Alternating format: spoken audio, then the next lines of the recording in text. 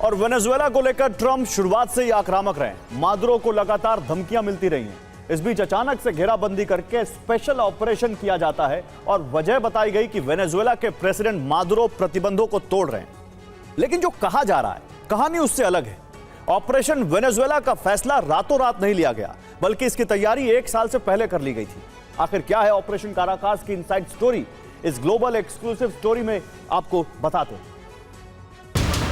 Venezuela epicentre बनने जा रहा है। तीसरे विश्व युद्ध का अलार्म बजने वाला है।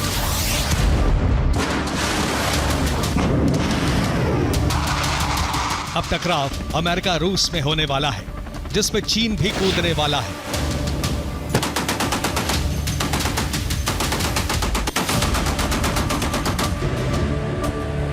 तेल को लेकर पूरा खेल है, जिसमें मादुरो मोहरा बन गए।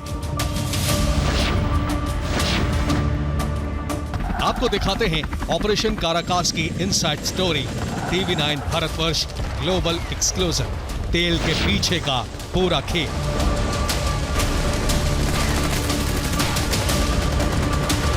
वेनेजुएला पर आक्रमण का फैसला रातों रात नहीं हुआ, बल्कि इसकी पटकथा साल 2024 में राष्ट्रपति चुनाव से पहले लिखी गई थी।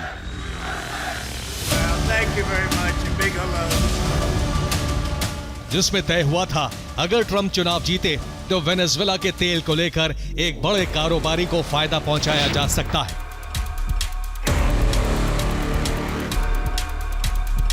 इसमें 3 किरदार थे। पहला किरदार अमेरिका के राष्ट्रपति डोनाल्ड ट्रंप, दूसरा किरदार अमेरिका के विदेश मंत्री मार्को रूबियो, तीसरा किरदार अमेरिका के कारोबारी पॉल सिंगर।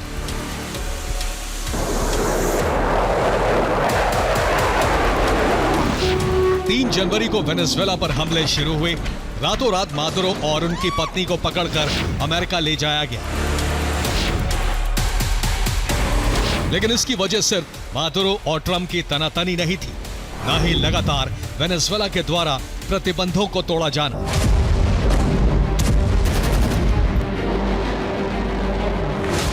अमेरिका चाहता तो वेनेजुएला पर प्रतिबंध बढ़ा भी सकता था, जैसा वो ईरान पर कर रहा है।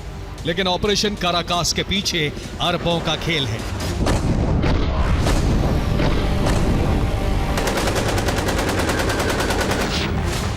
और इसके मास्टरमाइंड हैं विदेश मंत्री मार्को रूबियो, जिन्होंने न सिर्फ पूरे ऑपरेशन की बागडोर संभाली, बल्कि ब्लूप्रिंट भी उनके दिमाग की उपज है।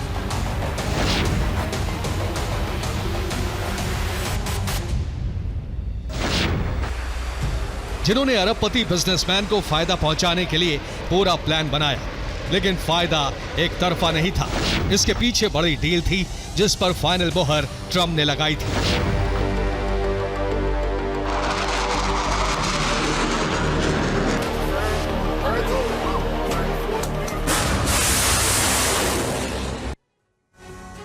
ऑपरेशन काराकास की इनसाइड स्टोरी सामने आ चुकी है। 3 जनवरी को वेनेजुएला पर हमला हुआ था। इस ऑपरेशन को कमांड सेंटर से लाइव देखा गया था। कमांड सेंटर में प्रेसिडेंट डोनाल्ड ट्रंप, विदेश मंत्री मार्को रूबियो के अलावा कारोबारी पॉल सिंगर भी थे। मार्को रूबियो इस ऑपरेशन के मास्टरमाइंड बताए जा रहे हैं। उनके दिशा निर्देश में ही हमले की तैयारी नवंबर में कर ली गई थी। दरअसल नवंबर में सिटगो की यूएस बेस्ड ब्रांच खरीदी गई थी।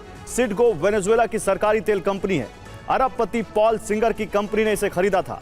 सिंगर की इलियॉट इन्वेस्टमेंट कंपनी ने 5.9 यानी लगभग $6 बिलियन में इसको खरीदा था। अब सिटगो कंपनी की कीमत बढ़कर $22 बिलियन हो गई। अब रोजाना कंपनी 50 मिलियन बैरल तेल निकालेगी, ऐसी रिपोर्ट सामने आई है। पॉल सिंगर ने रूबियो के चुनाव का खर्च उठाया था। Paul singer make America great again mission में उन्होंने $5 मिलियन दिए थे और इसी डील के बदले वेनेजुएला की कंपनी पॉल सिंगर ने खरीदी, जबकि इसके लिए वेनेजुएला के राष्ट्रपति मादुरो तैयार नहीं थे। इसलिए अमेरिका ने हमला कर दिया।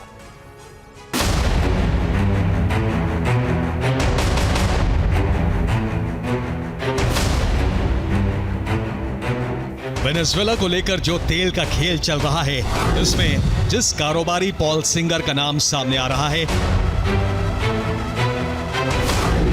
वो ट्रंप के dream project make America great again को पहले भी फंडिंग कर चुका है।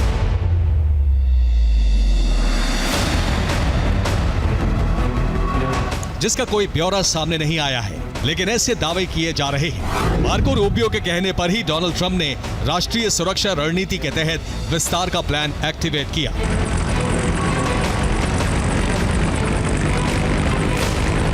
इसमें पॉल सिंगर जैसे कारोबारियों को शामिल किया गया। अभी पॉल सिंगर का नाम सामने आया है, जबकि कई नाम सामने आ सकते हैं जो ट्रंप के प्रोजेक्ट मागा को फंडिंग कर रहे हैं। इसी के तहत वेनेजुएला पर हमला किया गया। अब आगे के टारगेट भी फिक्स कर लिए गए हैं, जिसमें पहला टारगेट कोलंबिया है, दूसरा टारगेट निकारागुआ है, तीसरे नंबर पर क्यूबा और उसके बाद ग्रीनलैंड की बारी है। हालांकि अभी अमेरिकी प्रशासन का पूरा फोकस वेनेजुएला और उसके तेल पर है, जिससे सिर्फ वेनेजुएला की सरकारी कंपनी सिडको ही नहीं बल्कि दूसरी तेल कंपनियों पर भी कब्जा किया जा सके।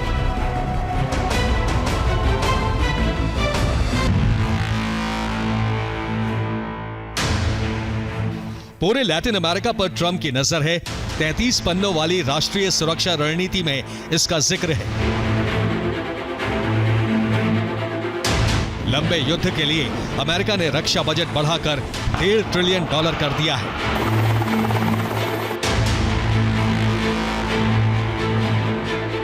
एक बार वेनेजुएला ऑपरेशन पूरा हो गया तो फिर डॉनरो प्लान को मुकाम तक पहुंचाया जाएगा, जिसे एक्टिवेट कराने के पीछे मार्को रूबियो का ही दिमाग है, जो ट्रंप के सबसे करीबी बन चुके हैं।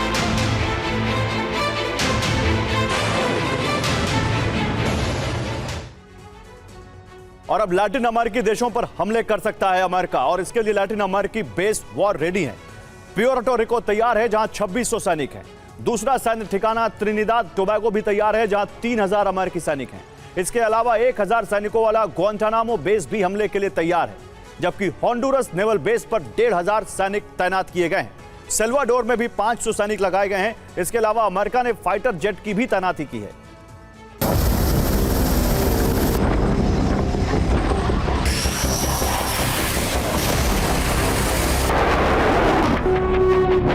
वेनेजुएला में ऑपरेशन करना अमेरिका के लिए बड़े संकट की दस्तक है। अमेरिका का टकराव चीन और रूस दोनों से हो सकता है। साथ ही दूसरे लैटिन अमेरिकी देश भी युद्ध में फंस सकते हैं। हालांकि चीन अब वेनेजुएला के बजाय ईरान से तेल लेने पर विचार कर रहा है, जबकि क्यूबा अब वेनेजुएला के अलावा मेक्सिको से तेल लेगा। वहीं कोलंबिया के प्रतिनिधि भी ट्रंप से मुलाकात कर सकते हैं। लेकिन अभी तक रूस का रुख साफ नहीं हुआ है, जबकि अमेरिका ने रूसी ऑयल टैंकर को पकड़कर ब्रिटेन पहुंचा दिया।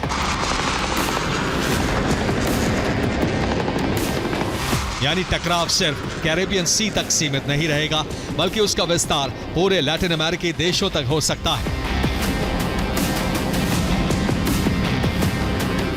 जबकि रूस और चीन से भी तनातनी जारी है।